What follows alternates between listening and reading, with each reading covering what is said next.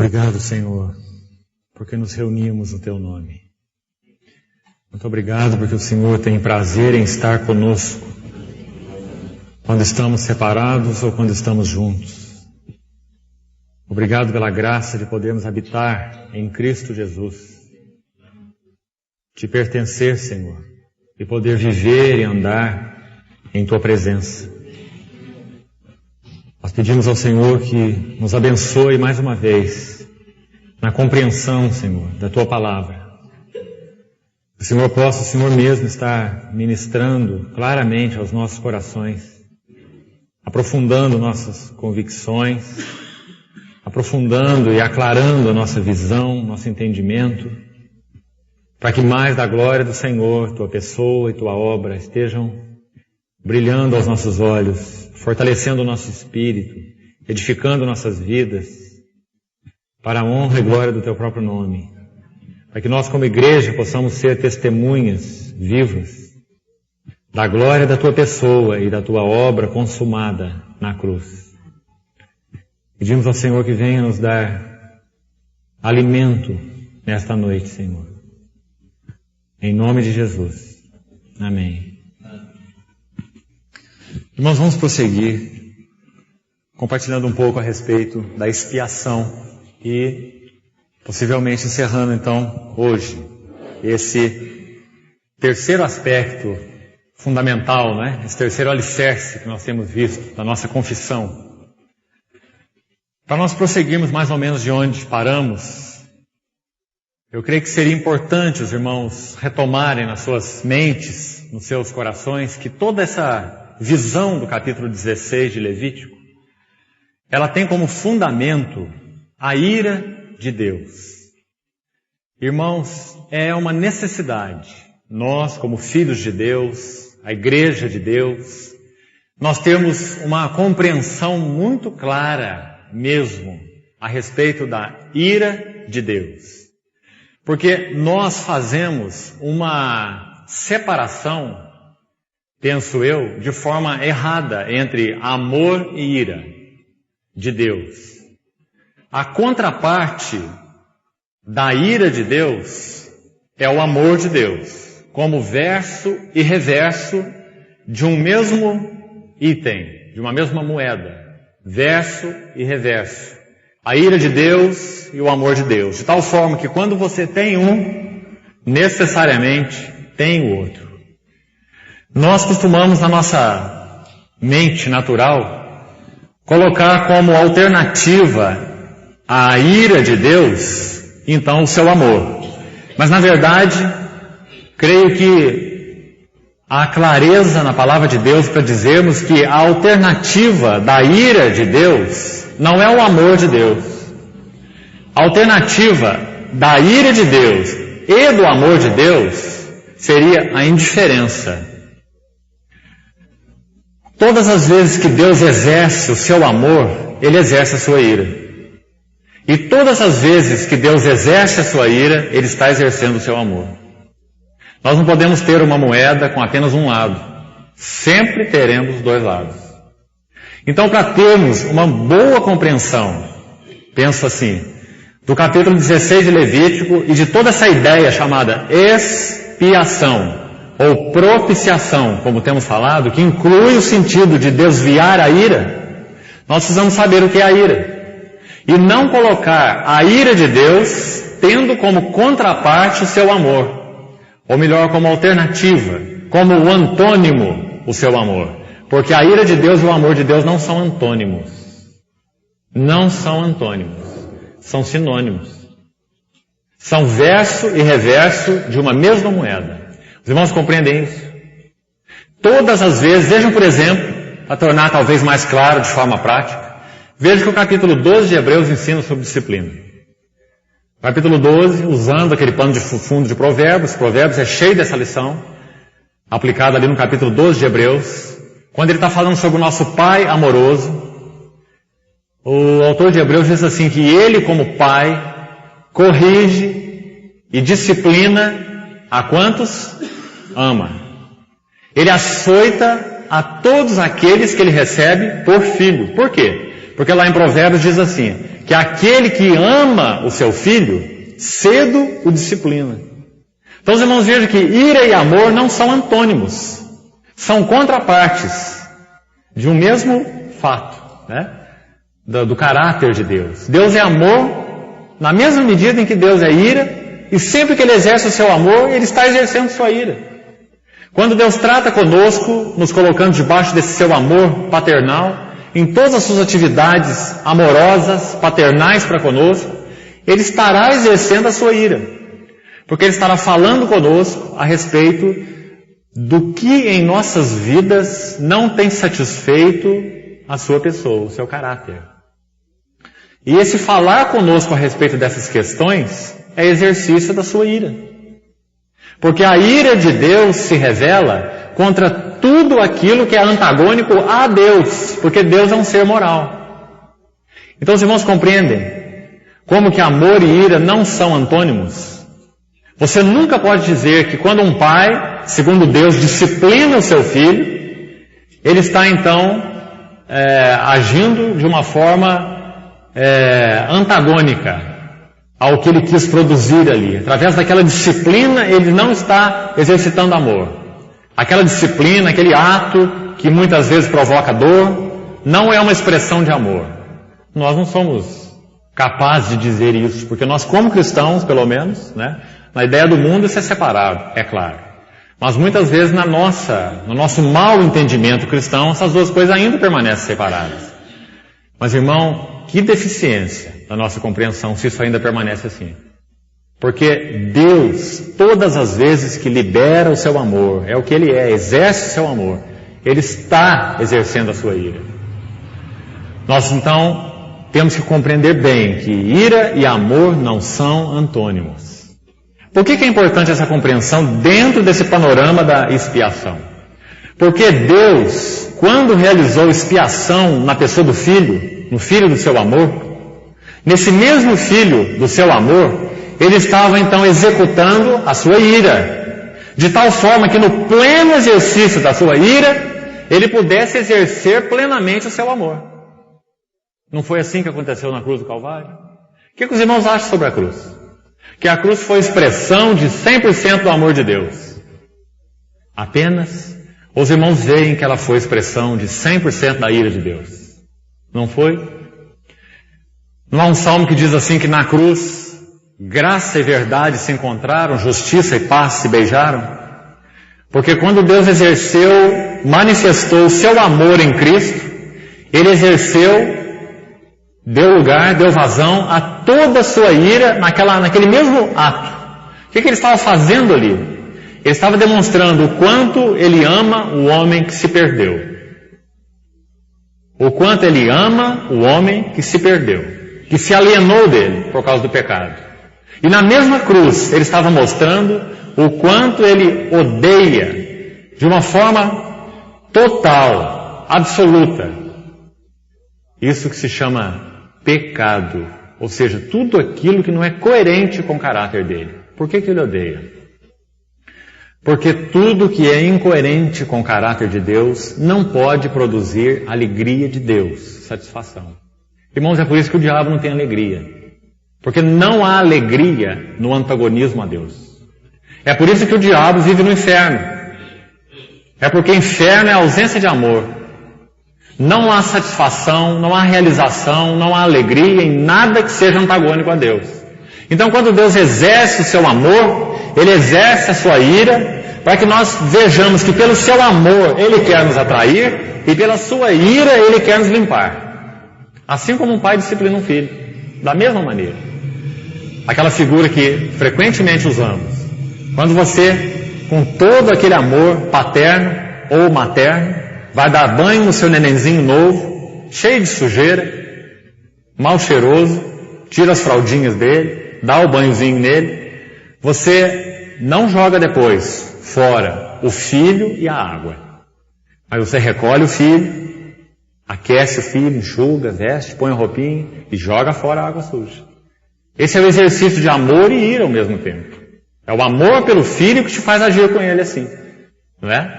Você está mostrando então seu antagonismo contra tudo aquilo que é fedorento, que faz mal para ele. Então você vai limpá-lo de tudo aquilo e conservar o filho. Deus sempre age com amor e ira ao mesmo tempo. Mas por causa de nós homens termos, por causa do pecado, uma ideia errada a respeito de ira, quando nós homens falamos sobre ira, nós pensamos em rancor, nós pensamos em raiva, nós pensamos em atitudes intempestivas, né? Precipitadas, atitudes completamente fora de controle, ou qualquer coisa desse tipo. Mas isso nunca existe em Deus. Deus não é nem precipitado, nem intempestivo, nem se deixa levar por emoções. Deus exerce uma ira santa. Por que ira santa? Porque Ele exerce sua ira contra tudo o que não é compatível com Ele. Por quê? Porque tudo o que não é compatível com Ele não traz bem-aventurança. Realização, satisfação, alegria, paz e tudo mais que nós quisermos nomear aí, né, em termos de virtudes. Tudo que é antagônico a Deus não traz essas realidades. Por isso Deus age com ira. E quando nós pensamos então nessas outras realidades que nós colocamos debaixo do nome pecado, então nós entendemos por que Deus despeja sua ira sobre o pecado. Porque o pecado é antagonismo. O pecado é independência. O pecado é separação. O pecado é alienação. Então, debaixo desse ponto de vista, irmãos, nós podemos ver melhor, né, compreender melhor, tanto esse símbolo de Levítico 16, não só Levítico, mas tantas passagens que falam sobre a expiação de forma simbólica, né? Mas podemos, além disso, ver com mais clareza a cruz. O que aconteceu na cruz? Nós podemos, mesmo que ainda de leve, né, ainda por espelho, compreender o que o Senhor Jesus quis dizer recitando o Salmo 22 na cruz. Naquela hora negra da cruz. Quando ele disse, Deus meu, por que me desamparaste? Qual o significado disso? A ira santa de Deus, totalmente despejada sobre o pecado do homem. Claro que não sobre o pecado do Filho. Ele é o seu Filho amado, em quem ele tem todo o seu prazer. Não havia pecado nele. 1 João 3 diz assim, nele, no Senhor Jesus, não existe pecado.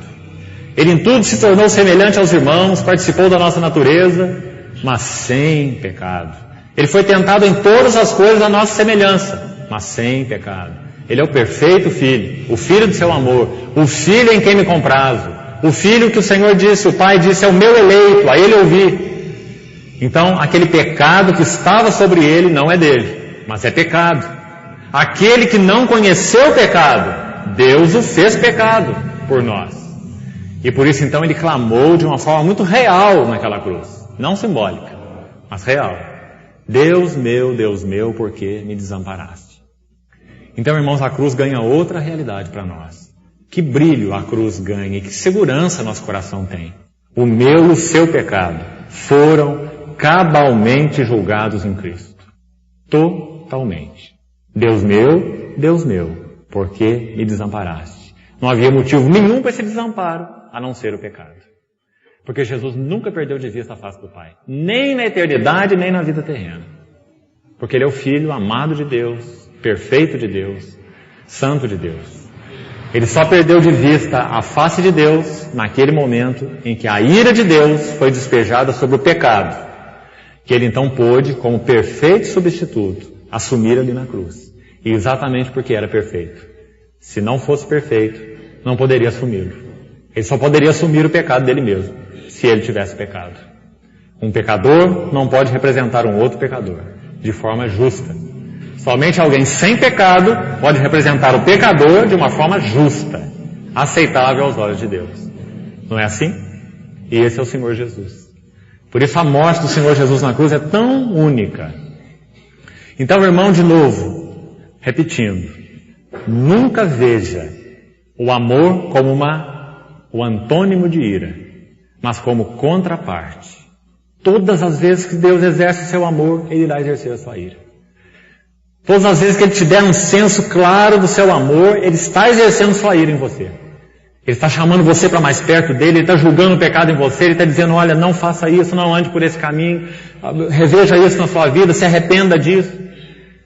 Corte essa relação, fortifique essa outra, despenda mais tempo para isso, gaste menos tempo com aquilo. Esse é o exercício da ira de Deus. A ira de Deus. Nos separando, nos amadurecendo, nos limpando, ao mesmo tempo em que Ele exerce o seu amor. Então, irmãos, é muito importante compreendermos. Sabe por quê? Nós precisamos adorar a Deus pela sua ira, assim como adoramos pelo seu amor. É porque nossa visão é confusa. Nós somos adoradores de Deus em tudo que Ele é. Então, quando nós adoramos a Deus, nós estamos adorando o Deus que se ira. Porque se Deus não se irasse, nós nem ao menos poderíamos subsistir. O que os irmãos acham? Por que o Senhor instituiu magistrados, governadores, juízes? O que Romanos 13 nos ensina? Eles são ministros de Deus, vingadores para os que praticam o mal. Se a ira de Deus não fosse exercida de certa forma, através, inclusive, dessas pessoas, nós não teríamos nenhum tipo de vida possível nesse mundo. Nós já teríamos sido completamente consumidos. Então os irmãos vejam que a ira de Deus é a expressão do seu amor. E a ira de Deus nos mantém vivos, assim como o seu amor. Então qual é o antônimo de ira? É indiferença. Se Deus fosse moralmente neutro e indiferente, então Ele não exerceria a sua ira. O homem poderia ser redimido de outra forma. E é isso o que as seitas e religiões pregam. As religiões também falam sobre redenção. As seitas falam sobre redenção. A grande maioria delas. Só que redenção para eles não tem nada a ver com o Senhor Jesus encarnado, nem com a cruz e nem com o sangue. Redenção para eles é uma autorredenção. É o homem se redimir por si mesmo. Seja através de boas obras, seja através de conhecimento, de iluminação, seja como for. O homem vai se auto-redimir. Eles também falam sobre redenção, mas não pelo sangue. Porque eles não creem num Deus pessoal, né? Mas nós cristãos cremos em um Deus pessoal e um Deus que não é moralmente neutro, mas um Deus que é bom em sua natureza e que julga todo o mal, porque Ele não é autor do mal. Tiago diz que Deus não pode ser tentado pelo mal, porque Ele mesmo a ninguém tenta. Ele é o Pai das luzes, em quem não há variação e nem sombra de mudança. Se nós não tivermos esse panorama primeiro, a ira de Deus o que é, o amor de Deus o que é, nós vamos ver mal a cruz. Nós vamos achar talvez que poderia haver um outro modo de redenção. Mas quando nós vemos bem o caráter de Deus, seu amor e sua ira, exercidos ao mesmo tempo, completamente, então nós vemos que a cruz é aquele ápice de amor e ápice de ira. A cruz é o ápice dos dois. E essa propiciação que nós temos estudado aqui em Levítico 16, um dos sentidos desse termo, ou expiação, né, significa desviar a ira. A ira desviada. Porque, irmãos, quais eram os objetos dessa ira? Essa ira tinha um destino. Ela não ia sofrer desvio. Essa ira tinha um destino. Qual é o destino? Romanos 1,18. Se você ler, você vai ver qual é o destino da ira. Romanos 1,18 diz assim: a ira de Deus se revela do céu contra... Qual é o destino dela? Toda sorte de impiedade e perversão dos homens. Esse é o destino da ira. Toda sorte de impiedade e perversão dos homens. Não é propriamente contra os homens, mas contra a impiedade e perversão dos homens. Mas como essa impiedade e essa perversão estão nos homens, então isso os torna objetos da ira. Eles vão ser julgados, porque eles são ímpios e eles são perversos. Né? Então, quando a Bíblia diz, a ira de Deus se revela do céu contra toda sorte de impiedade e perversão dos homens, mostra qual é o destino, o curso desta ira. Irmãos, isso seria assim até o fim, sem nenhum problema moral com Deus. Nenhum problema moral. Qual é o problema moral de Deus se Deus julgar quem merece ser julgado? Qual o problema moral? Que injustiça há? E mandar para o inferno quem é digno do inferno. Não há injustiça nenhuma, muito pelo contrário. Há um brilho, um fulgor de plena justiça. Deus está condenando quem merece ser condenado. Irmãos, mas há uma questão aí, dentro do coração de Deus. É que Deus, esses pecadores ímpios, como diz Romanos 1,18, esses que são objetos da ira, impiedade e perversão dos homens, esses ímpios e perversos, são amados por Deus. Porque Deus ama o pecador. Então, dentro do coração de Deus, digamos por uma compulsão dele mesmo, ele quer e vai salvar de forma justa o pecador que ele ama.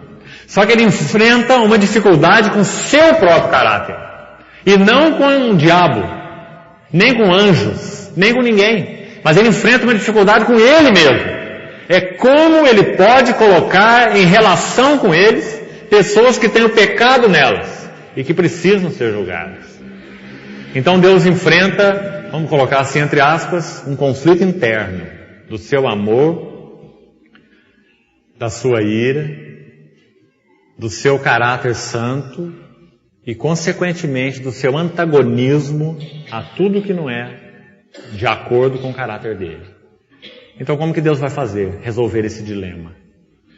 Ele tomou o nosso pecado, julgou totalmente na pessoa de um santo substituto, ele mesmo na pessoa do seu filho, não uma terceira parte, mas Deus mesmo. Deus estava em Cristo. Cristo não é uma terceira parte, não. Deus estava em Cristo. São duas partes só. É só Deus e o homem, não tem nenhuma terceira parte. Deus estava em Cristo, porque Cristo é Deus, o Filho de Deus. Deus estava em Cristo, reconciliando com Ele mesmo o mundo. Ele e o homem. É um assunto entre Deus e o homem. Não é um assunto entre Deus, o homem e o diabo. Deus, o homem e mais alguém. Só Deus e só o homem. Deus 100% santo, o homem 100% pecador. Então, irmãos, com esse pano de fundo é que nós podemos compreender a propiciação. Senão isso tudo para nós não passa de simbologia. E a visão do Novo Testamento fica obscura. Aquilo que o Senhor realizou na cruz fica no mínimo obscuro. Então, irmão, se Deus fosse moralmente neutro, Ele não exerceria nem seu amor e nem a sua ira. Mas porque Ele não é moralmente neutro, Ele não é indiferente, então Ele exerce o seu amor e exerce a sua ira. A alternativa, então, para a ira não é o amor. A alternativa para a ira é a indiferença. Se Deus não exercesse a sua ira, Ele seria indiferente para com o pecado. Neutro, omisso. E isso não é inerente ao caráter de Deus. Por ser quem Ele é, Ele tem que julgar o mal. Do contrário, Ele não é quem é. Por Ele ser quem é, Ele tem que julgar o mal. Ele está obrigado por Ele mesmo a julgar o mal. Senão Ele deixa de ser quem é. Os irmãos compreendem isso? É muito importante compreendermos, irmãos. Porque muitas vezes nós pensamos que poderia haver uma outra maneira. E às vezes ficamos mesmo sem entender por que da cruz. Nós precisamos ver que Deus tinha, entre aspas, um dilema com seu próprio caráter. Porque Ele é santo e Ele não pode deixar de julgar o mal. Então, desde o Velho Testamento, nesses símbolos todos, essa ideia de expiação ela é bem explícita. Um substituto pelo pecador. Substituto tal que pudesse satisfazer a Deus. Então os irmãos vejam a importância disso. Moisés não inventou um tipo de substituto qualquer. Muito menos Arão. Nem Abraão antes dele. E nem mesmo Abel, que foi o primeiro a oferecer um sacrifício.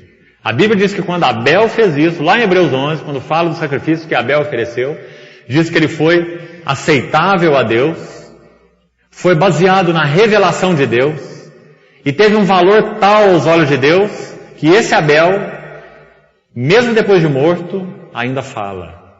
Ou seja, aquele sacrifício que ele ofereceu foi segundo o entendimento que ele teve de redenção. Abel entendeu isso. Caim não, Caim fez obras, Caim lavrou a terra, Caim tentou fazer alguma coisa. Olha aqui, ó Deus, o que eu trago para te agradar, para te satisfazer. Esse é Caim.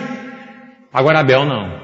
Abel entendeu que nada que partisse dele poderia ser aceitável a Deus. Então, baseado nesse mesmo entendimento, o que ele fez? Ele ofereceu uma vida inocente, sem pecado. Simbolizada por aquele animal. Não é? Um animal não tem responsabilidade moral. Não é verdade? Um animal não é um ser responsável. Um animal não é uma pessoa. O animal é um animal. Ele só tem vida animal, da alma. Ele não tem espírito. Não é? Só tem vida instintiva. Então, quando Abel ofereceu aquele animal, simbolicamente, ele estava então oferecendo a Deus o que no seu entendimento poderia agradar a Deus. Uma vida inocente, uma vida sem pecado. E os irmãos sabem que aquele sacrifício é uma figura de Cristo. Interessante, né? Quanto tempo antes do sacrifício e do cerimonialismo aí judaico ser instituído, Abel ofereceu esse sacrifício? Quantos anos, quantos séculos antes? Baseado numa revelação da redenção de Deus e do culto que agrada a Deus. Abel ofereceu mais excelente sacrifício do que Caim. Então, irmãos, que coisa importante a nossa compreensão de propiciação, de expiação. Por que Deus fez assim? Porque Ele tinha que fazer assim. Por que Ele tinha que fazer assim? Porque Ele era obrigado pelo seu próprio ser. Porque se Ele não fizesse assim, Ele não seria Deus. Ele como Deus não é neutro. Ele como Deus não é indiferente. Ele como Deus é um Deus moral. Então Ele tem que julgar o mal. Mas Ele ama o pecador. E Ele vai salvar o pecador. Então como que Ele vai fazer as duas coisas ao mesmo tempo? Vai julgar o pecado e salvar o pecador. Como é que Ele vai separar, entre aspas, essas duas coisas? Então nós vemos com clareza o significado da cruz. Porque na cruz foi isso que aconteceu. Julgou o pecado na pessoa santa do seu Filho, de tal forma que o pecado julgado ali no seu Filho foi completamente liquidado. Aquela dívida relacionada ao pecado foi paga. O sacrifício de Cristo é um sacrifício inclusivo. Ele assumiu o pecado no singular. Nós podemos dizer que o pecado não se limita a atos, né? Não é uma coisinha que você faz ali, outra coisinha que você faz aqui e outra coisinha que você faz lá. O pecado é como se fosse uma entidade espiritual, né? Ele é uma árvore da qual brotam muitos frutos. Então, quando o Senhor Jesus foi feito pecado na cruz, pecado no singular, na pessoa dele, Deus julgou todo o pecado. Não uma quantidade de pecados, simplesmente, mas todo o pecado. Por isso o capítulo 6 de Romanos fala que nós não estamos mais debaixo da lei e sim da graça e que o pecado não terá domínio sobre nós. Ela não fala sobre um ato ou outro específico, ela fala do pecado como um princípio, né?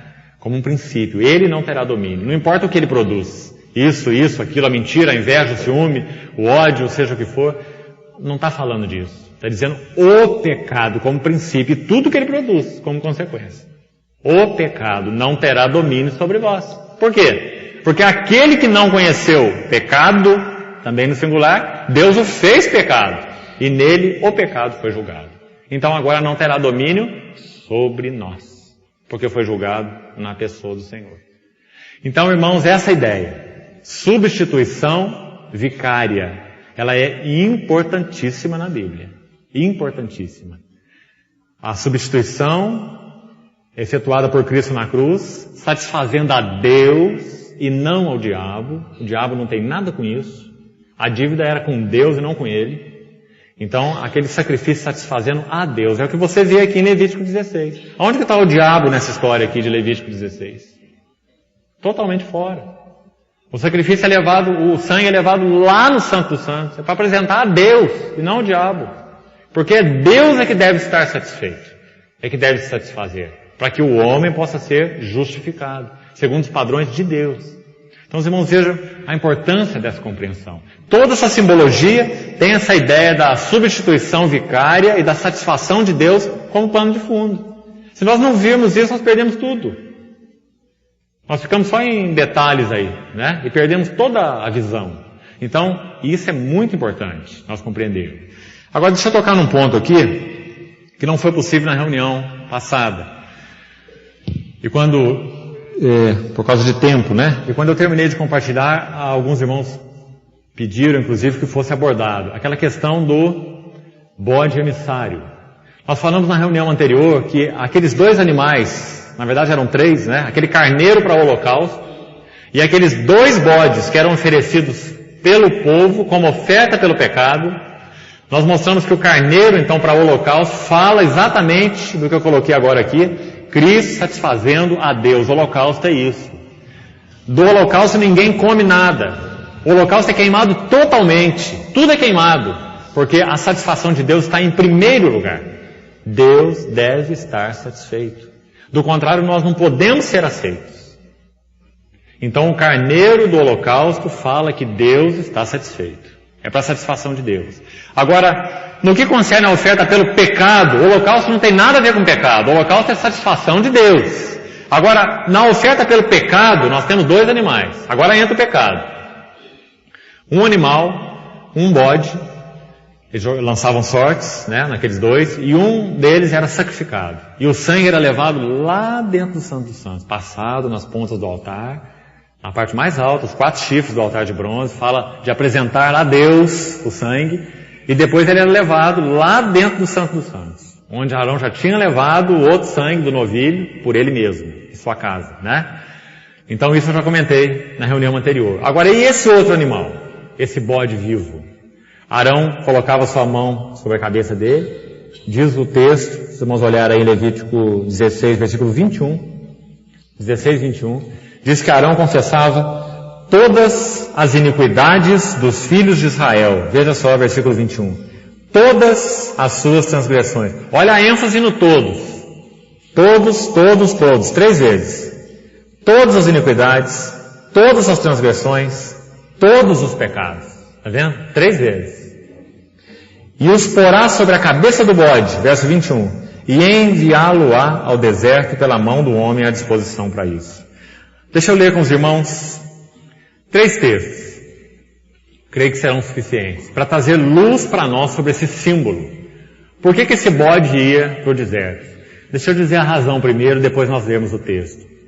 2 aspectos complementares e muito ricos, muito lindos, muito cheios de significado. Em primeiro lugar, aquele bode carregando aqueles pecados simbolicamente, todos os pecados, todas as iniquidades, todas as transgressões, e indo lá para o deserto. Em primeiro lugar, os pecados, as iniquidades, as transgressões estavam sendo afastadas da vista de Deus. Esse é o primeiro ponto importante. Porque aonde estava Deus naquele dia da expiação? Onde estava a presença de Deus? No Santo dos Santos. Não é? Não estava lá em cima do propiciatório, aquela Shekinah, a glória de Deus, não estava lá? E aquele bodezinho indo lá para o deserto, o que significa isso? Todos os pecados, todas as iniquidades, não são algumas, irmãos, são todas. Todas as iniquidades estavam indo para longe, em primeiro lugar, da vista de Deus. Isso é que é primariamente importante. Agora, complementarmente, aquelas iniquidades, pecados, transgressões estavam indo para longe da vista de quem mais? Do povo. Na reunião passada nós vimos aquele texto de Hebreus 9, não é? Você tem uma alusão ali a esse fato, Hebreus 9,14.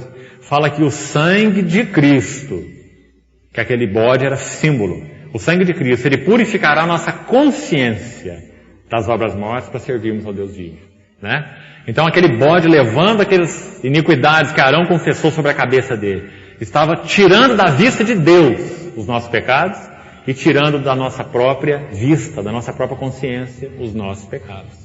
Olha como 3 textos aqui pelo menos vão nos ajudar. Vamos dar uma olhada em Isaías primeiro. Isaías 44. Olha o verso 22. Desfaço as tuas transgressões como a névoa, e os teus pecados como a nuvem. Torna-te para mim, porque eu te remi. Olha a ideia de redenção aqui, embutindo a questão de purificação de pecados. Desfaço as tuas transgressões como a névoa. Isaías 44, 22, por exemplo. Capítulo seguinte aí, Isaías 43, aliás, capítulo anterior, né? 43. Olha o versículo 25. Olha que verso claro também sobre essa tipologia do bode emissário. Eu mesmo, observa a ênfase, irmão. Esse eu mesmo é muito significativo. Você está vendo como que Jesus não é uma terceira parte?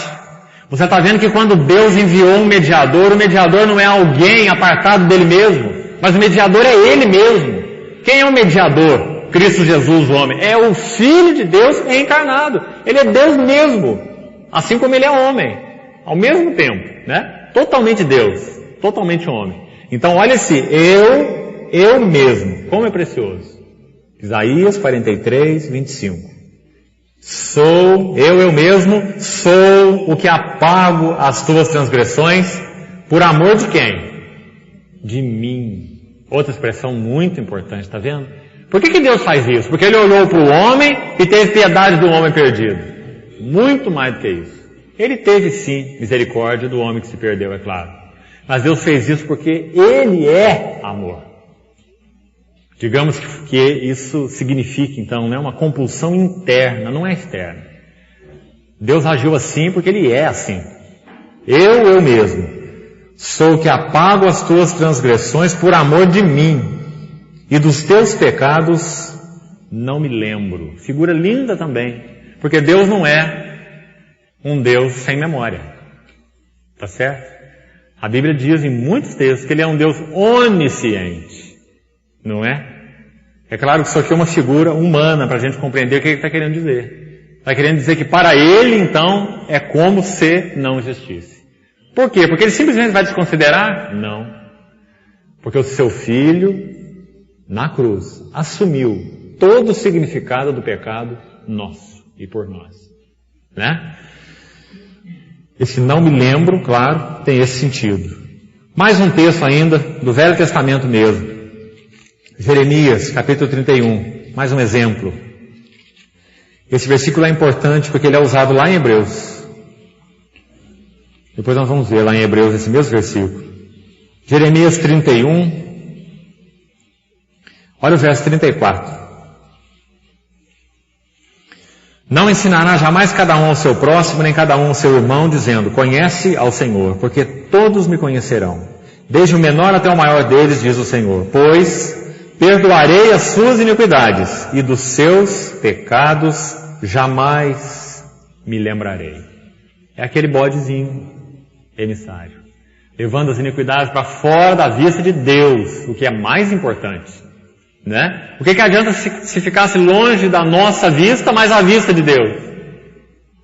Então, em primeiro lugar, é afastado da vista de Deus, para longe. E as expressões que os profetas usam, tanto Isaías quanto Jeremias, é esse não me lembro, não me lembro. Não porque Deus se esquece, Deus não esquece de nada, mas porque Ele não imputa. Quando nós estudarmos o próximo alicerce da nossa confissão, a justificação, nós vamos ver a importância dessa questão chamada imputação. O que significa isso? Ele não imputou nossos pecados a nós. Ele imputou nossos pecados a Cristo. É por isso que Ele não se lembra. Porque Ele imputou a Cristo. Não é porque Ele se esquece. Mas é porque Ele julgou devidamente. É porque o Senhor Jesus na cruz diz, Deus meu, por que me desamparaste? Aquele que não conheceu o pecado foi feito pecado por nós. O justo pelos injustos, como diz Pedro, para nos conduzir a Deus.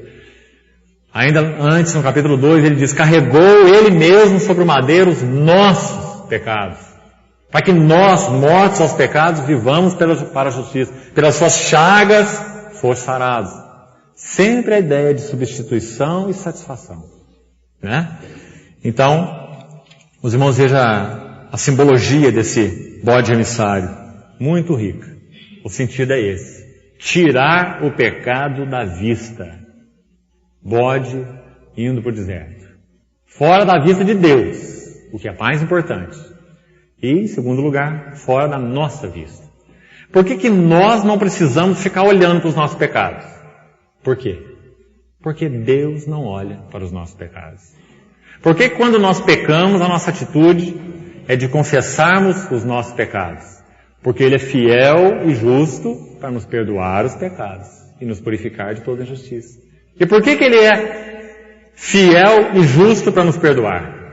Por que Ele não pode dizer assim para nós, esse pecado eu não vou te perdoar? Por que Ele não pode dizer isso? Porque Cristo assumiu, lembra do bode lá? No versículo que nós lemos, versículo 21 de Levítico? Todas as iniquidades, todas as transgressões, todos os pecados. 3 vezes no mesmo versículo. Versículo 21 do capítulo 16. Muito importante, irmão. Não há pecado que o Senhor não possa perdoar de um filho dele, porque Cristo Jesus assumiu todo o nosso pecado no singular e todas as consequências dele no plural. Irmãos, se nós tivermos uma compreensão correta da graça, o nosso coração realmente é mudado. Se nós tivermos uma meia compreensão da graça, nós temos muito problema. Algumas pessoas, quando Paulo pregava esse evangelho, elas se escandalizavam. Os irmãos se lembram, em Romanos 6. Romanos 6, Paulo faz mais ou menos como que uma defesa com relação ao que essas pessoas argumentavam. Elas diziam, deveriam estar dizendo, né, baseado no que Paulo escreve em Romanos 6, elas deveriam estar dizendo algo mais ou menos assim. Se a graça que Paulo prega é realmente desta forma que ele está pregando, então o melhor para nós é permanecermos no pecado, porque assim a graça será mais abundante. Lembra que eles falaram isso? Quanto mais nós pecarmos, mais nós vamos ver como a graça é maravilhosa, como a graça perdoa tudo, não importa o que eu faço, a graça perdoa tudo. As pessoas compreendiam assim, parcialmente, né, a visão do que Paulo pregava. Lembra como que Paulo respondeu? Ele respondeu que a graça, conforme ele pregava, não lidava só com pecados, atos, frutos de uma árvore. Ele mostrou que a graça, como ele pregava e via em Cristo, né, por revelação do próprio Deus, ela incluiu o pecado como Senhor, como aquele que domina, como aquele que nos mantém escravos. Então ele responde a pergunta dizendo assim, como viveremos nós no pecado, se para ele nós já morremos? Que lindo, né, irmãos? Então os irmãos viram que a questão não eram atos. Então vamos pecar bastante, porque nós vamos ter bastante graça. Onde abundou o pecado, superabundou a graça. Então vamos pecar mais para ter mais graça. Essa era a falsa compreensão. Então Paulo falou, mas como viver no pecado? Se para o pecado nós morremos. Nós fomos libertos do pecado pela morte de Cristo. O pecado era nosso Senhor. Hoje ele não é nada. Ele não tem domínio sobre nós. Se nós andamos em Cristo, permanecemos em Cristo. A lei do Espírito da vida em Cristo te livrou da lei do pecado e da morte. Né? Então os irmãos vejam que o problema não é a graça, é claro. O problema é a má compreensão da graça. Então você tem aí essas visões parciais do Evangelho, que tentam resolver o problema assim, não, irmão, cuidado. Se você pecar, naquele momento que você pecou, você perdeu a sua salvação. Você agora precisa se arrepender do pecado para você recuperar a sua salvação. Porque se você morrer naquele pecado, você vai para o inferno. Porque na medida em que você pecou, você foi excluído da graça, da aliança de Deus. Essa é uma visão falsa. Totalmente falsa. Nós somos filhos de Deus. E o pecado não é nossa norma de vida. O pecado é um acidente de viagem. E se confessarmos os nossos pecados, Ele é fiel e justo para nos perdoar os pecados. E nos purificar de toda injustiça. A palavra de Deus é muito clara. Então o que isso gera em nós? Um desejo de brincar com o pecado? Ou gera em nós um temor de Deus, uma adoração a Deus, uma gratidão a Deus? Depende da nossa compreensão da graça, não é? Se ela for clara, isso gera em nós um desejo de andar com Deus. Um desejo de agradar a Deus. E se pecarmos, confessamos nossos pecados. Sabendo que Ele é fiel e justo, e aquele sacrifício foi todo suficiente para me perdoar de todos os meus pecados. Essa é a visão da graça, que Paulo pregava, que escandalizava tanta gente, né? E que ainda hoje escandaliza. Tanto que se ouve aí tanta coisa nublada, né? Com relação a isso. Mas irmãos, até na tipologia essa ideia é clara. Olha lá em Levítico 16 e você vai ver. Aquele animalzinho levando todas as iniquidades, todas as transgressões, tudo para longe da vista de Deus. E o que eles faziam quando eles pecavam? Eles eram jogados lá fora do arraial?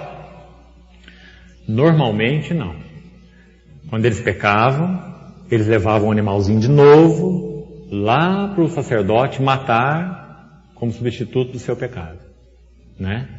Era uma figura do valor perene do sacrifício de Cristo para perdoar os nossos pecados. Por que tinham que fazer isso todo o tempo? Porque era um animal. Por que nós não temos que fazer isso todo o tempo? Ou Cristo, né? Não precisa morrer por nós em todo o tempo. Porque o sacrifício dele é perfeito. Então quando você abre lá em Hebreus, por exemplo, olha lá. Lá em Hebreus capítulo 8, você vai ver exatamente esse texto de Jeremias, que nós acabamos de ler, Jeremias 31, repetido, Hebreus 8, 12. Está falando sobre essa aliança que o Senhor firmaria com o seu povo, né? Uma aliança em Cristo. Nas suas mentes imprimirei minhas leis, seus corações as escreverei, serei seu Deus, serão meu povo. Versículo 12. Pois para com as suas iniquidades usarei de misericórdia, e dos seus pecados jamais me lembrarei. Quando ele diz nova, essa nova aliança, torna antiquada a primeira, que é um símbolo, que é um tipo, né? Como a gente viu lá no capítulo 16 de Levítico.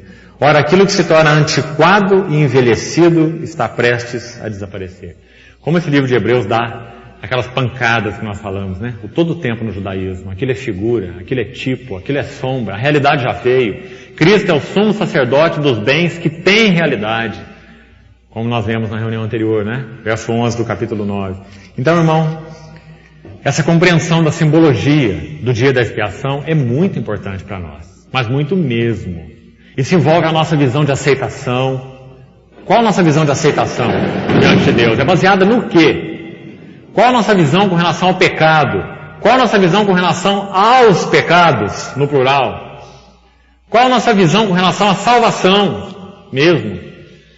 Então os irmãos vejam que envolve muitos aspectos. A nossa boa compreensão da expiação. O que foi feito na cruz, né? Agora, nós temos 10 minutos para fazer uma obra impossível aqui. Eu vou ler com os irmãos do Novo Testamento 3 versículos. E queria colocar a ideia bíblica a respeito dessa palavrinha agora no Novo Testamento, a palavra propiciação. Deixa eu ler para os irmãos rapidamente os textos, e depois os irmãos meditem por si mesmos. Eu queria encerrar esse assunto para entrarmos no próximo, na outra reunião. O Testamento, irmãos, ela inclui 3 aspectos.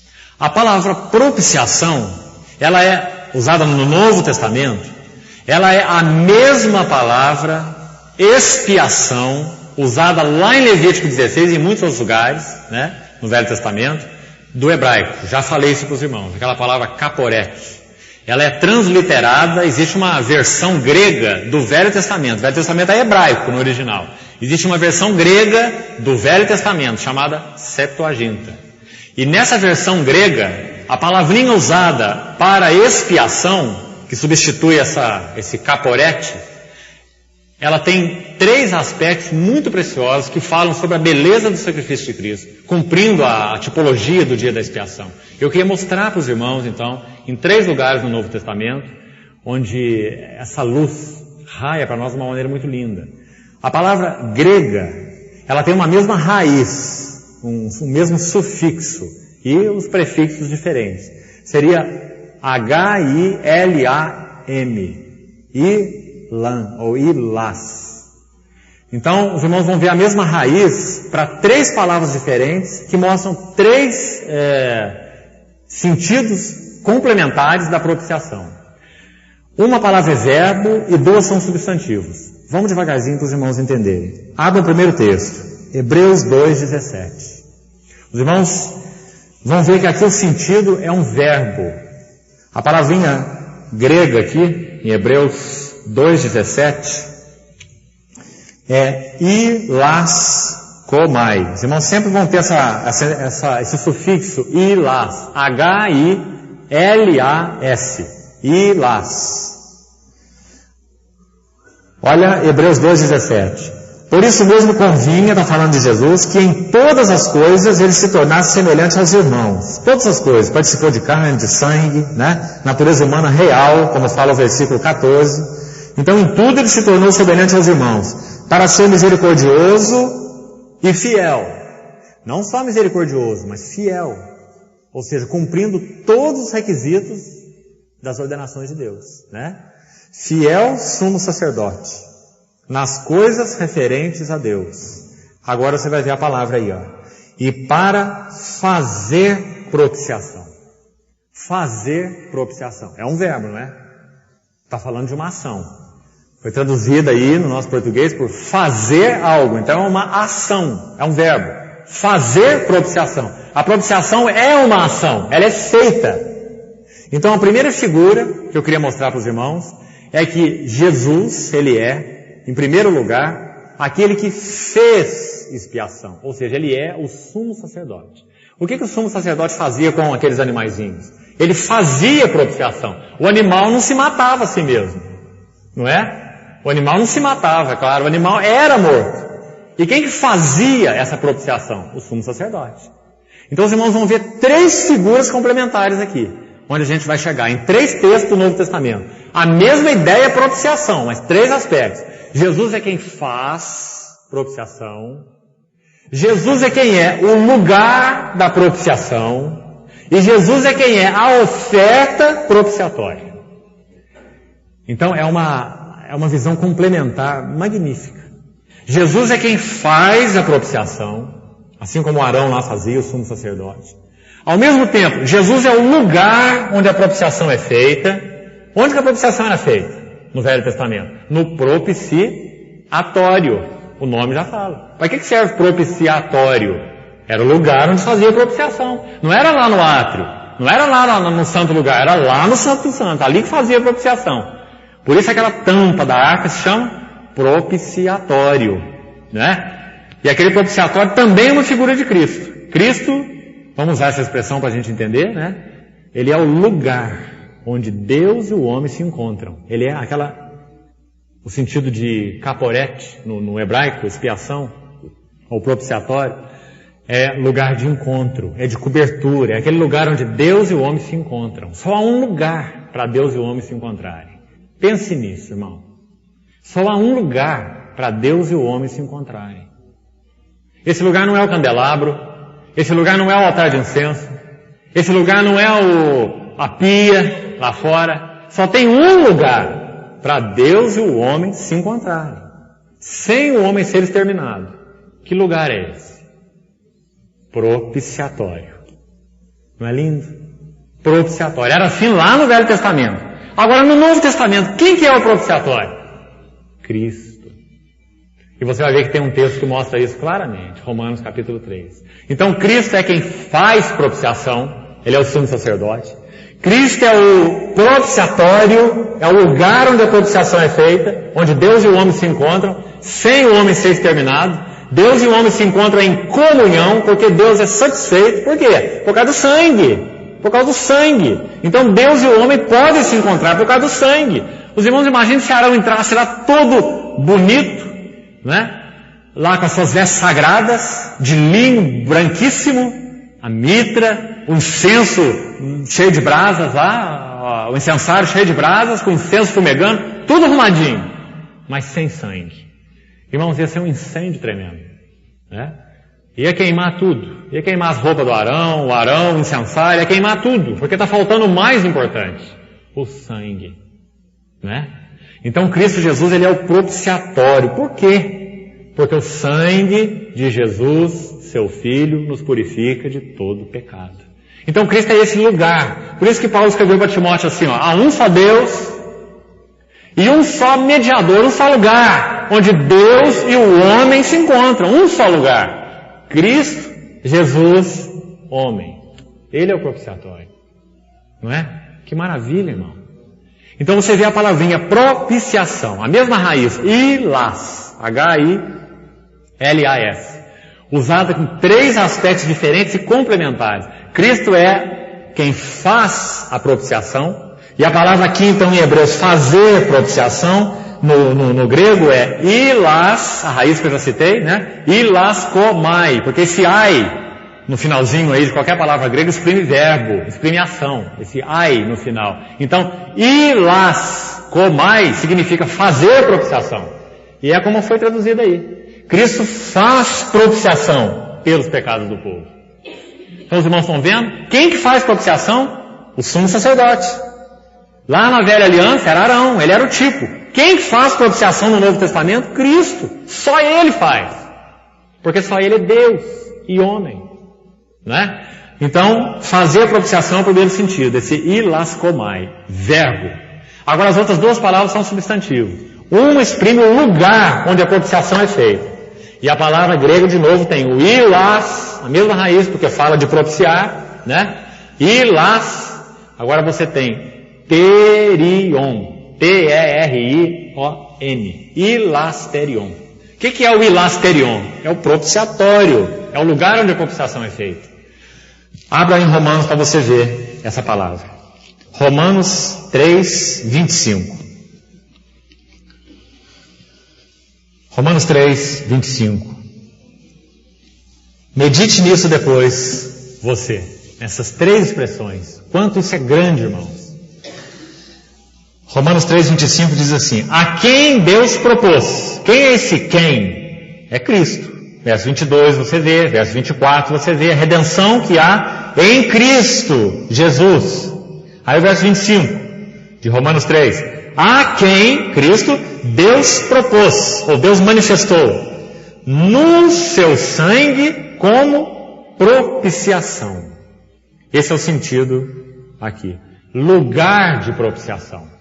Isso aqui já não é um verbo, né? Como lá em Hebreus, não é um verbo, aqui é um substantivo, é o lugar de propiciação. Deus propôs no seu sangue propiciação, lugar de encontro. Um dos sentidos daquela palavrinha hebraica que eu citei, lá aquele caporet, lá no hebraico, expiação, fala de lugar de encontro, de assento de misericórdia. O propiciatório é o assento da misericórdia. Por isso que o livro de Hebreus fala assim que nós temos um grande sumo sacerdote que penetrou os céus e nós devemos achegar a ele. Lembra aquele texto de Hebreus? Achegar a ele, Hebreus 4. Junto ao seu trono da graça. Aquela expressão é derivada lá da simbologia do Velho Testamento, do propiciatório especificamente. Aquela palavra ilasterion, não é? O propiciatório, caporé, que significa assento de misericórdia. Assento de misericórdia. Ali Deus manifestava a sua misericórdia, no propiciatório. Então, Romanos 3, 25 é um substantivo. Ilasterion. Deus propôs no seu sangue um lugar de propiciação, mediante a fé, para manifestar a sua justiça. Seria então a segunda palavra. E a última, para a gente terminar. Ela aparece em mais de um lugar, mas vamos citar só um exemplo. 1 João capítulo 2. 1 João capítulo 2. Abra lá, por favor. 1 João 2, versículos 1 e 2. Filhinhos meus, essas coisas vos escrevo para que não pequeis. Se todavia alguém pecar, temos advogado junto ao Pai, Jesus Cristo, o justo. Olha agora o verso 2, bastante atenção. O que está escrito aí? Não está escrito que ele faz. Aqui não, em Hebreus está, mas aqui não, né? Aqui está dizendo, ele é a propiciação. Qual a palavrinha grega agora aqui para completar? Que também é um substantivo. O ilas de novo, ilasmos. Ilasmos. Então a primeira é ilaskomai, Jesus faz propiciação. A segunda é ilasterion, Jesus é o lugar de encontro entre Deus e o homem, ele é o propiciatório. Mas tem mais ainda, Jesus é a oferta nesse propiciatório. Ele é o ilasmos, que é a palavra que aparece aqui no original. Ele é a propiciação, ilasmos. Ele é o sacrifício propiciatório, ou ele é a oferta propiciatória pelos nossos pecados. E não somente pelos nossos próprios, mas ainda pelos do mundo inteiro. Está falando sobre a extensão da expiação. Irmãos, a expiação de Cristo, ela não é limitada na sua abrangência. Ela é plena na sua abrangência. Ela é limitada nos seus efeitos. Porque somente os que creem se apropriam do significado da propiciação. Somente os que creem. Mas com relação à sua extensão, ela não é limitada. Ela é plena. Cristo é propiciação pelos nossos pecados e ainda pelos do mundo inteiro. Né? Tremendo texto. Ele é o ilasmos, ele é a oferta de propiciação. Então, quando os irmãos juntam essas ideias todas, os irmãos vejam que a simbologia de Levítico 16 fica completa. Quando você olha para Arão, você vê Cristo. Cristo é quem faz propiciação. Quando você olha para o propiciatório, você vê de novo Cristo. Cristo é o lugar de encontro entre Deus e o homem. E quando você olha para o sangue, que foi tirado lá do animalzinho, né? Que foi morto lá no ato, o sangue é levado lá no Santo dos Santos, não é? Quando você olha para o sangue, você vê de novo Cristo. Porque Cristo é a oferta propiciatória. Então nós podemos dizer, irmãos, que num ato apenas, Deus está triplamente satisfeito. Usemos essa expressão. Porque quem fez a propiciação é perfeito. Esse lugar de encontro que foi provido para Deus e o homem é perfeito. Deus vai se encontrar com o homem sem problema, porque o pecado está julgado. O pecado foi imputado a Cristo. Então esse hilasterion, esse propiciatório é perfeito, é Cristo. E esse sangue também é perfeito, porque a oferta é perfeita, é Cristo. Cristo é tudo. É o sumo sacerdote, é o propiciatório, é a oferta, ao mesmo tempo. Então você vê que o Espírito Santo não usou essas 3 palavrinhas aí no Novo Testamento de qualquer forma, à toa. Ele quer mostrar que Cristo cumpre tudo aquilo que o Velho Testamento tipifica. Arão é uma figura dele, propiciatório é uma figura dele, sangue é uma figura dele, tudo é uma figura dele. Ele cumpriu plena redenção. Uma expiação perfeita, uma propiciação perfeita. E a ira de Deus então foi desviada. Deus exerceu plenamente seu amor, exercendo plenamente a sua ira. É isso que nós precisamos compreender. Deus não podia exercer seu amor sem exercer sua ira. Que o Senhor dê, irmãos, a nós uma convicção plena a respeito desse alicerce, tão fundamental para a nossa fé. Como eu disse para os irmãos aqui, desses 4 mensagens que passamos, compartilhando esse ponto, quanta distorção há nesse assunto. Quanta distorção, quanta má compreensão sobre a pessoa do Senhor, o sacrifício expiatório, a nossa salvação, as implicações da nossa salvação, nosso trato com o pecado, o nosso trato com os atos pecaminosos, muita confusão. Por quê? Por causa de má compreensão do significado da cruz. Então que o Senhor possa gerar em nós um desejo de aprofundarmos nessas verdades, para que nós tenhamos alicerce realmente, alicerce que redundem em adoração ao Senhor. Por que lá no livro de Apocalipse é só isso que nós vemos, né? Glória ao Cordeiro que foi morto, com seu sangue ele comprou, não é isso que nós vemos? Na consumação final? Porque nós não temos nenhuma atitude, irmãos, a fazermos diante, como diz o autor de Hebreus, né, de tão perfeita, tão grande salvação. Nós estamos definitivamente reconciliados com Deus. Definitivamente perdoados por Deus. Definitivamente salvos por Ele. Deixa eu me ler um versículo aqui e a gente vai terminar com ele. Abra sua Bíblia, por favor. Romanos 5. Para você ir para casa meditando um pouquinho nesse conceito que nós falamos, do amor e ira de Deus. Olha como que o Espírito Santo, através de Paulo, coloca junto esses 2 conceitos no mesmo contextozinho. Romanos 5, 8 e 9. Vejam só, amor e ira, como eu falei, não como antônimos, mas como contrapartes. Romanos 5, 8. Deus prova o seu próprio, o quê? Amor para conosco. Como que ele provou esse amor? Pelo fato de ter Cristo morrido por nós, sendo nós ainda pecadores. Olha o verso 9. Logo, muito mais agora, sendo justificados pelo seu sangue, seremos por ele salvos do quê? Da ira. Que lindo texto, não é? Deus prova o seu amor. Como que ele prova o seu amor? Porque, por causa do seu amor, ele exerceu a sua ira. Só que ele exerceu a sua ira desviada dos seus objetos dignos, que éramos nós. Dignos do exercício da ira de Deus. Então ele desviou a sua ira de nós, despejou a sua ira sobre Cristo, o nosso substituto. Como que Deus prova o seu amor? Porque sua ira foi despejada sobre o mediador. Cristo morreu por nós, é o que está escrito no verso 8. Tendo Cristo morrido, Deus prova o seu próprio amor, pelo fato de ter Cristo morrido por nós. Sendo nós os pecadores, mas foi Ele quem morreu. Porque no exercício do amor de Deus, a ira de Deus é exercida. Então Ele desviou a sua ira e despejou-a em Cristo. E nós fomos reconciliados. E então somos salvos da ira. E podemos dizer, é claro, fomos salvos pela ira, através da ira. Porque sua ira foi plenamente satisfeita, sua ira santa, na cruz. Quando Cristo assumiu o nosso pecado. Os irmãos estão vendo porque não resta nada para nós?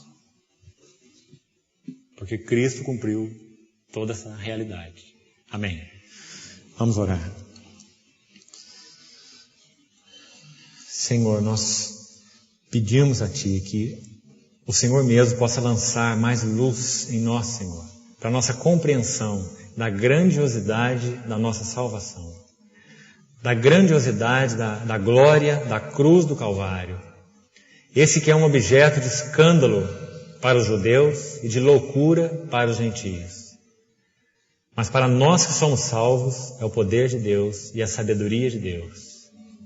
Dá-nos, Senhor, uma compreensão mais aclarada sobre a cruz do Calvário, sobre a pessoa do Senhor que ali se ofereceu.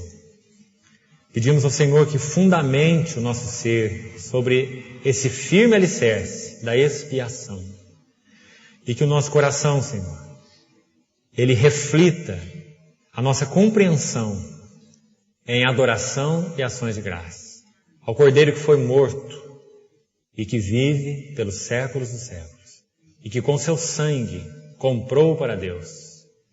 Muito obrigado, Senhor, porque o Senhor nos fez assim um reino de sacerdotes.